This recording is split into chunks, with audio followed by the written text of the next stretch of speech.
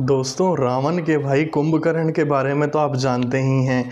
जो 6 महीने की गहरी नींद में सोता था, उसके बाद उठता था, भोजन करता था, एक दिन जागता था और पुनः फिर सो जाता था।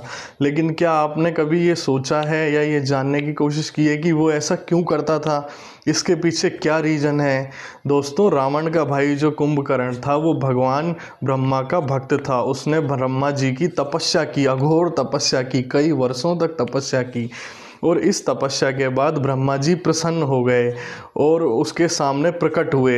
यह सब देख सारे देवी देवता जो है चिंतित हो गए कि कहीं ये कोई ऐसा वैसा वरदान न मांग ले। सभी देवी देवताओं को यह चिंता थी कि यह स्वर्ग लोक, इंद्र लोक मांग सकता है। इसीलिए उन्होंने माता सरस्वती के पास जाकर प्रार्थना की कि माता सरस्वती, कुंभकर्ण ब्रह्मा जी से वरदान मांगने वाला है, कृपया आप उसे भ्रमित करें। अतः जब ब्रह्मा जी कुंभकर्ण के सामने प्रकट हुए और कुंभकर्ण ने ब्रह्मा जी से वरदान मांगा कि मुझे इंद्रासन चाहिए, तो माता सरस्वती उनकी जीभा पे विराजमान हो गई और कुंभकर्ण के मुंह से इंद्रासन की जगह निंद्रासन निकल गया।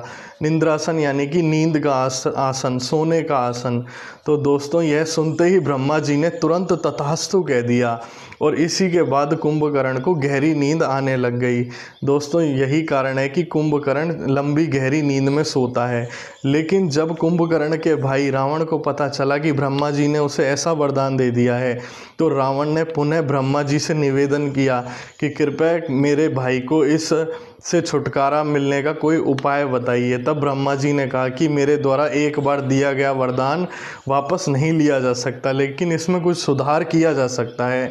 जैसे कि मैं ये कह सकता हूँ कि तुम्हारा भाई 6 महीने की गहरी नींद में सोएगा, उसके बाद उठेगा, एक दिन भोजन आदि करेगा, पुनः फिर सो जाएगा।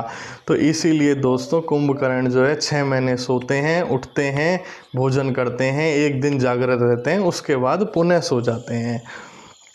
धन्यवाद।